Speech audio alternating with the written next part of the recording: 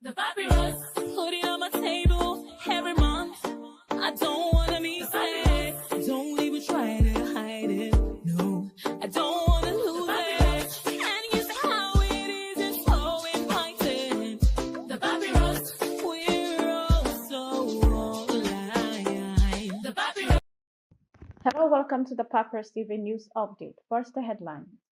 Tinubu appoints Dr. Kayode Opeifa as Nigerian Railway Corporation MD. FCT Development gets 300 billion boost. Deadline approaching for National Health Fellowship Program. Nigerian police hunt for Sowore over altercation video. NNPCL records 179 oil theft incidents in 1 week. Diaspora Nigerians criticize Trump's birthright citizenship order. Festus Keyamo advocates for expanding aviation training beyond Zaria. Now the news in details. President Bola Ahmed Tinubu has appointed Dr. Kayode Opeifa as Managing Director of the Nigerian Railway Corporation (NRC). A seasoned transportation expert and former Lagos State Commissioner of Transportation, Dr. Opeifa is celebrated for implementing transformative policies that revolutionized public transportation and traffic management in Lagos. During his tenure, he introduced reforms that alleviated congestion and established a robust framework for urban growth.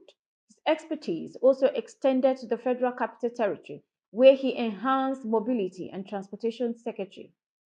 Dr. Opeifa is expected to modernize Nigerian railway system, a vital component of the national infrastructure. Stakeholders have expressed confidence in his ability to deliver sustainable reform. This appointment reflects the Tinubu's administration's commitment to placing qualified professionals in key roles to fulfill its Renew Hope agenda, remarked an industry expert. Meanwhile, President Bola Ahmed Tinubu has allocated over 300 billion naira to infrastructure development in the satellite town of the Federal Capital Territory (FCT), marking an unprecedented commitment to rural-urban integration. FCT Minister Barrister Nyesom Wike disclosed this during a commissioning of the 9-kilometer Paikon-Kore-Ibwa Road in Gwagwalada Area Council, a project valued at 8.5 billion.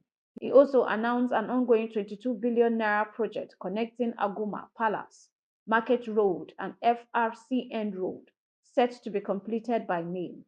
Wike revealed that 5 secondary schools in Gwagwalada are being renovated for 16.5 billion naira, alongside new police division to enhance security. He further approved the construction of a new bridge linking the Ibwa community. President Tinubu's investment in satellite town reflects his administration's unwavering dedication to community development, Wike stated. Lawmakers praised Wike's achievement, with Fred Agbidi, chair of the House Committee on FCT, noting that rural areas are now becoming more appealing due to enhanced infrastructure. Moving on, the federal government has urged Nigerians to apply for the National Health Fellowship Program before January 27 deadline. Health Minister Professor Mohammed Ali Pate described the one-year program as pivotal in grooming future leaders in healthcare, IT, and social sciences. This initiative equips young professionals with the tools to drive transformative change in our health sector, Pate said, encouraging citizens aged 25 to 35 to seize the opportunity. The program reflects the government's commitment to revitalizing Nigerian healthcare system and fostering innovation. Moving on, former ANC presidential candidate Omoyele Sowore has declared his willingness to be arrested following reports of a police manhunt.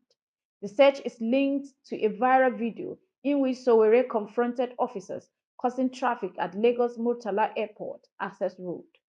Via his X account, Sowore confirms he is in Abuja and ready for questioning, adding, "It appears the new year is starting on a positive note. #revolution now."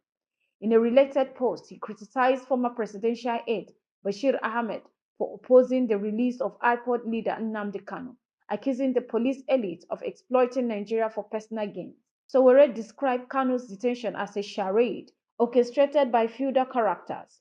The incident has reignited debate over Sowore's activism and his clash with Nigeria's political establishment.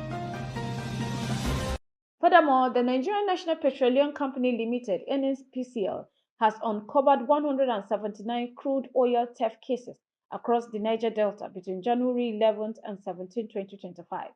This discovery was part of the ongoing collaborative effort involving industry stakeholders and government security agencies to combat oil theft to secure critical hydrocarbon infrastructure. In a video report, NNPCL detailed 29 illegal pipelines connections and 55 illicit refineries uncovered during the week. The effort, supported by partners like Tantita security agencies, Shell Petroleum Development Company, and law enforcement agencies, led to the dismantling of hidden storage sites and the interception of stolen crude oil across rivers Bayelsa and Abia State. Sabotage acts caused oil spill, including damaged wellheads and pipelines in Rivers State. Security operatives arrested 30 suspects who have been handed over to law enforcement. This search follows earlier reports of 128 illegal refineries discovered within the first 2 weeks of 2025, emphasizing the scale of crude oil theft in the region. Nigerians living abroad have expressed concern over President Donald Trump's executive order aimed at abolishing birthright citizenship in the United States. The directive, signed upon his return to office, seeks to end automatic U.S. citizenship for children born to undocumented or temporary residents.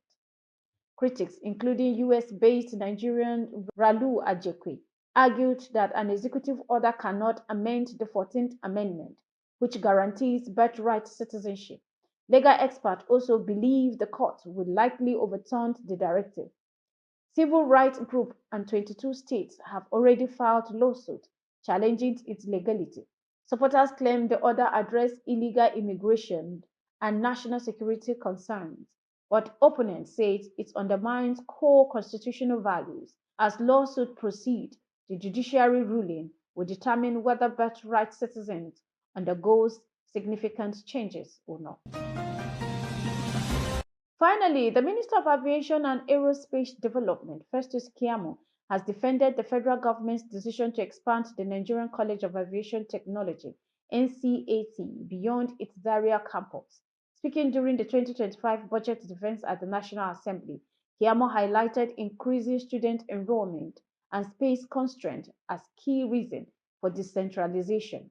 While praising Zaria's contribution to aviation training since 1964, Keyamo urged for equity in access, drawing comparison to the Nigerian Law School, which now operates multiple campuses nationwide. We must create opportunities for aspiring aviation professionals in all regions, he said. The proposed expansion aims to provide accessible world-class training across Nigeria while reducing reliance on acquiring additional properties in Zaria to accommodate students. This has been the Papyrus TV Africa. The papyrus, putting on my table every month. I don't wanna be sad, don't even try to